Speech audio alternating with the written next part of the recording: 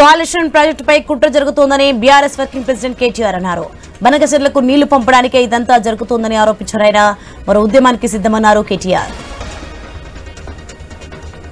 నీళ్లు నిధులు నియామకాల పేరిట దాదాపు 60 సంవత్సరాల తెలంగాణ పోరాటానికి అర్థవంతమైన ముగింపు తెలంగాణ రాష్ట్ర ఏర్పాటు రూపంలో కలిసొచ్చే కాలానికి నడిసొచ్చే కొడుకొస్తాడన్నట్టు కేసీఆర్ గారి రూపంలో తెలంగాణ ప్రజలకు దొరికింది. ప్రతి నీటి బొట్టును వడిసిపట్టి గోదావరిలో కృష్ణలో మన బీళ్లకు మళ్లించాలనే బృహత్ సంకల్పంతో పెద్దలు కేసీఆర్ గారు, అదేవిధంగా ఇరిగేషన్ శాఖ మంత్రిగా హరీష్ రావు గారు అహరహం పనిచేసి ప్రపంచంలోనే అతిపెద్దదైన లిఫ్ట్ ఇరిగేషన్ ప్రాజెక్టు కాళేశ్వరాన్ని నిర్మాణం చేసిన విషయం మీకు తెలుసు. ఇవాళ కాళేశ్వరాన్ని బదనాం చేస్తే కేసీఆర్ గారిని బీఆర్ఎస్ ను బదనాం చేయాలనే ఒక ఆలోచన, ఒక కుత్సితమైన కుట్ర తప్ప ఆ రిపోర్ట్లో ఏది కూడా లేదు.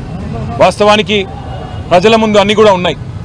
50 ఏళ్లలో కాంగ్రెస్ ఏం చేసింది సాగునీటి రంగంలో, 10 ఏళ్లలో టీఆర్ఎస్ ఏం చేసింది రైతుల అనుభవంలో ఉంది, ప్రజల అనుభవంలో ఉంది అనే విషయాలు కూడా పెద్దలు హరీష్ రావు గారు చాలా వివరంగా చెప్పారు. నేను దాని జోలికి పోను. కానీ ఒకటి మాత్రం పక్కా, ఈరోజు ఇక్కడ ఈ కాంగ్రెస్ ప్రభుత్వం ఏ రిపోర్ట్ అయితే పెట్టిందో అది గోష్ రిపోర్ట్ కాదు, ట్రాష్ రిపోర్ట్.